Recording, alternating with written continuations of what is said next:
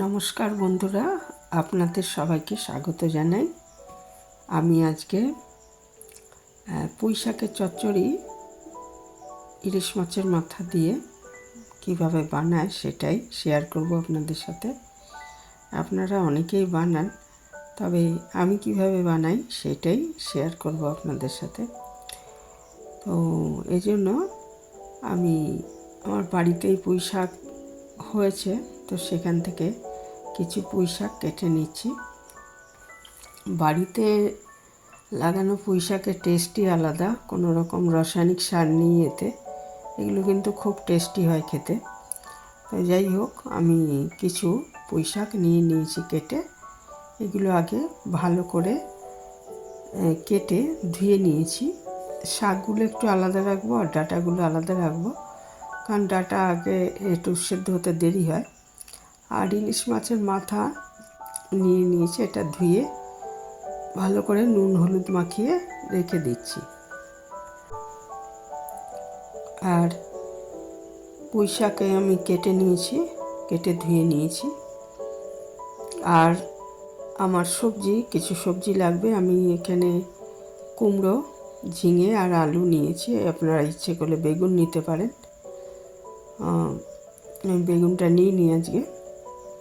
তারপর একটা কড়াইতে সর্ষের তেল দিয়ে, তেলটা গরম হলে ইলিশ মাছের মাথাটা, যেটা নুন হলুদ মাখিয়ে রেখেছি, সেটা আগে ভালো মতো ভেজে নিচ্ছি।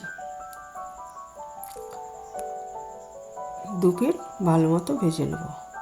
পুঁই শাক নিরামিষ যেরকম ভালো লাগে, সেরকম চিংড়ি মাছ দিয়েও খুব ভালো লাগে, আর ইলিশ মাছের মাথা দিয়েও কিন্তু দুর্দান্ত লাগে। তো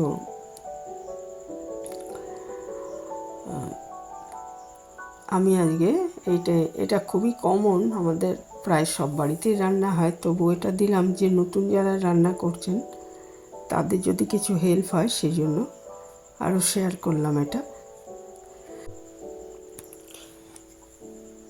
মাথাটা ভেজে তুলে নেওয়ার পর আমি তেলের মধ্যে একটু কালো জিরা ফোড়ন দিয়ে দিয়েছি। তারপরে ডাঁটাগুলো আগে একটু দিয়ে দিচ্ছি,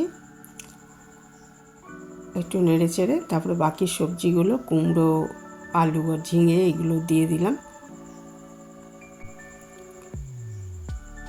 তারপরে এগুলো ভালো মতো সাঁতলে আমি ঢেকে কিছুক্ষণ রান্না করে নেব। দিয়ে দিতে হবে পরিমাণ মতো নুন আর একটু হলুদ। আমি এখানে একটা চামচের হাফ চামচ মতো নুন ব্যবহার করেছি। যে পরিমাণ সবজি আর ওই পুঁই শাক না হবে সেই বুঝেই নুনটা দেবেন। আর মাছের মাথার মধ্যেও কিন্তু নুন আছে, তা আমি এই একবারই দিয়েছিলাম হাফ চামচের মতো নুন, আর লাগেনি, সেটাই ঠিক ছিল একদম। আর মাছের মাথার মধ্যে যা ছিল সেই নুনটাও মিশেছে। তো এগুলো ভালো মতো একটু নাড়াচাড়া করে তারপরে আমি ঢাকা দিয়ে কিছুক্ষণ রান্না করে নেব। আর এই মাছের মাথাটা কিন্তু ভেজে তুলে রেখেছি। দিয়ে দিচ্ছি কয়েকটা কাঁচা লঙ্কা। তারপর ঢাকা দিয়ে 6-7 মিনিট একটু রান্না করে নিতে হবে। জল দেওয়ার কোনো প্রয়োজন নেই। ঝিঙে, কুমড়ো এগুলোর থেকে অনেক জল বেরোবে, তাতেই এটা রান্না হয়ে যাবে, ডাঁটাগুলো সেদ্ধ হয়ে যাবে। তো কয়েক মিনিট এটা ঢাকা দিয়ে রান্না করে নিতে হবে।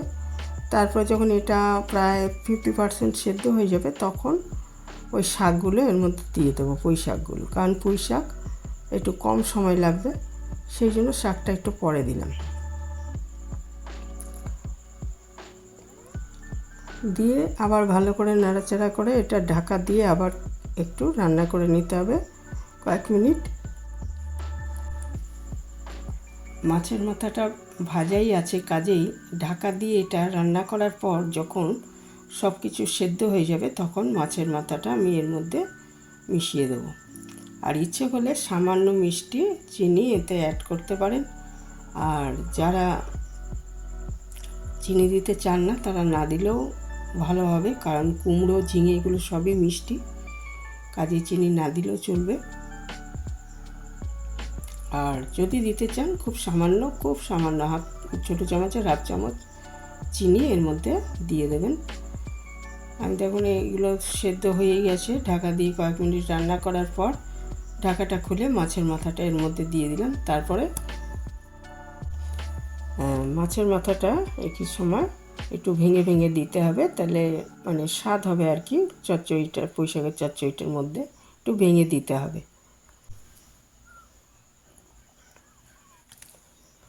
আমি ভালো করে মিশিয়ে দিচ্ছি মাছের মাথাটা দিয়ে ভালো করে। এগুলো আর ঢাকা দেবো না, এমনি দেখছেন এখন যথেষ্ট জল আছে। জল কিন্তু একটু দিইনি, সবজির থেকে যা বেরিয়েছে দিয়ে এবারে এটাকে শুকিয়ে নিতে হবে। আর যদি দেখেন যে শুকাতে একটু দেরি হচ্ছে তাহলে একটু আটা দিয়ে দেবেন। আর এটা আমি একটু সর্ষে বাটা দিয়েছি এর মধ্যে, এটা অপশনাল। অনেক সময় সর্ষে বাটা দিইও না, শুধুই রান্না করে নিই, তাতেও ভালো লাগে। তবে সর্ষে বাটাটা দিলে একটু স্বাদটা বেশি ভালো হবে। আমি যেহেতু সর্ষে বাটা দিয়েছি ওই জন্য ফোড়নটা আমি কালো জিরে দিয়েছি। কেউ যদি জিরে গুঁড়ো দিয়ে করতে চান তাহলে 5 ফোড়ন দেবেন ফোড়নে।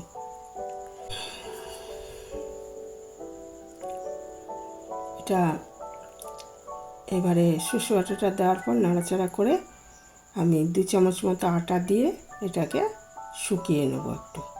একটু আটা দিয়ে নাড়াচাড়া করলে এটা শুকনো শুকনো হয়ে যাবে, তাহলেই এটা রেডি হয়ে যাবে। অসম্ভব সুস্বাদু হয় খেতে।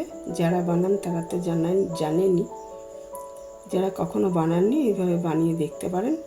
এখানেই শেষ করলাম। ভালো থাকবেন সবাই।